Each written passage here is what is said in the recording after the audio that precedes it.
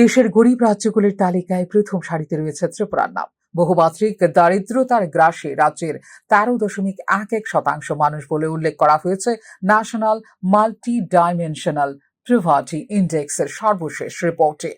দেশে দারিদ্র্য সীমার নিচে বসবাসকারী মানুষের হিসেব নির্ণয়ের পন্থা পদ্ধতি নিয়ে রয়েছে বিতর্ক। আন্তর্জাতিক বিভিন্ন সংস্থাগুলির সমীক্ষায় উঠে আসা এ দেশের প্রকৃত অবস্থানকে মানতে রাজি নয় কেন্দ্রীয় সরকার।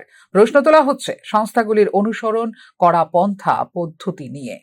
সমস্ত বিতর্ক দূরে সরিয়ে বলতে গেলে দারিদ্র্য সীমা নির্ধারণে তেন্ডুলকর মেথড কার্যকর রয়েছে দেশে। শুধু মানুষের আয়ের বিষয়টি নয়, খাদ্য, শিক্ষা, স্বাস্থ্য, বিদ্যা, পরিবহন প্রভৃতি ক্ষেত্রে একজন মানুষের ব্যয়ের ক্ষমতার বিষয়টিও বিবেচিত হচ্ছে মাল্টি ডাইমেনশনাল পভার্টি ইন্ডেক্সে। মাল্টি ডাইমেনশনাল পভার্টি ইন্ডেক্সের সর্বশেষ রিপোর্ট অনুযায়ী এই তালিকার শীর্ষে রয়েছে বিহার, ঝাড়খণ্ড, উত্তরপ্রদেশ, মধ্যপ্রদেশ।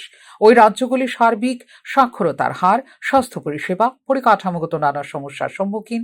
তবে ত্রিপুরার স্থানও রয়েছে প্রথম সারিতেই। তেন্ডুলকর মেথডের সংজ্ঞায় দারিদ্রতা এমন একটি বিষয় যেখানে মানুষের আয়ের দিকটি মূল্যায়নের একমাত্র একক নয়, খাদ্য, শিক্ষা, স্বাস্থ্য প্রভৃতি ক্ষেত্রে খরচ করার সক্ষমতাও এর সঙ্গে জড়িয়ে।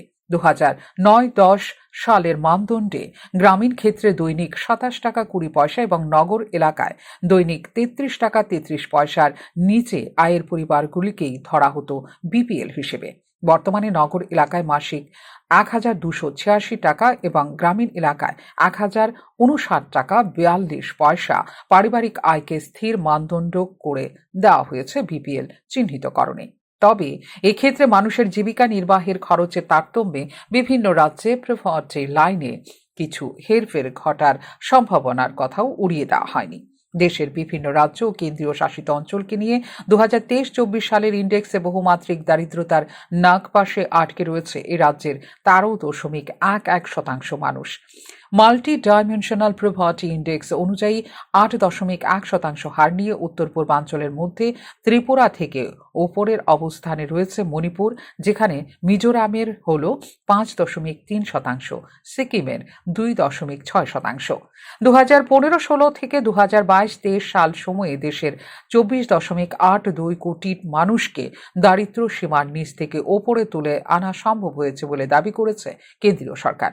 একই সাথে 2023-24 সালে মাল্টি ডাইমেনশনাল পভার্টি ইন্ডেক্সে জাতীয় গড় অনুমান করা হয়েছিল 11.28%। সেখানে বহুমাত্রিক দারিদ্রতার গ্রাসে সরকারি হিসেবেই রয়েছেন রাজ্যের 13.11% মানুষ।